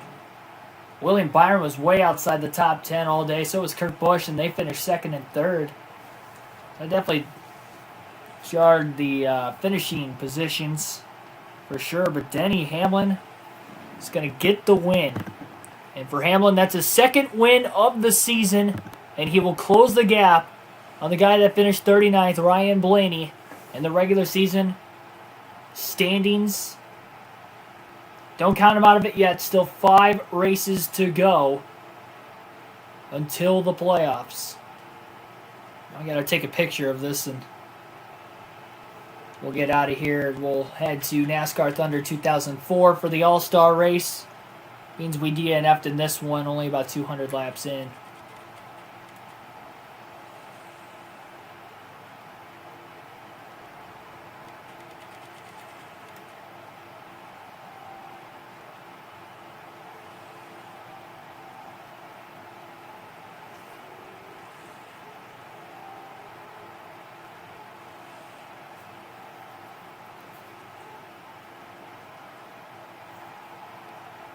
Alrighty. So that is going to do it. Alright, I got it all taken care of. So, subscribe for more daily NASCAR content. Hit the like button down below. We do these full race live streams with a realistic broadcast on the daily. And again, we got the NASCAR Thunder 2004 All-Star race coming up. Coming up next on the channel. Start time, we'll go for 7:15 p.m. Eastern Standard Time will be the start time for the All-Star race on NASCAR. And we were at roughly 70 to 80 laps to go in this one, and the game glitched. The game had to have glitched. The first time we were able to save it on the apron, and it turned left, and I think that's why we were able to save it. But then it glitched, and it turned completely to the right. So that is a tough way. That might be the last race at Kentucky for the Cup Series in general. So thanks everybody for tuning in. Again, like, share, subscribe, and I'll see you guys in a little bit. 7:15 Eastern Standard Time, NASCAR Thunder 2004. So long, and I'll catch you then.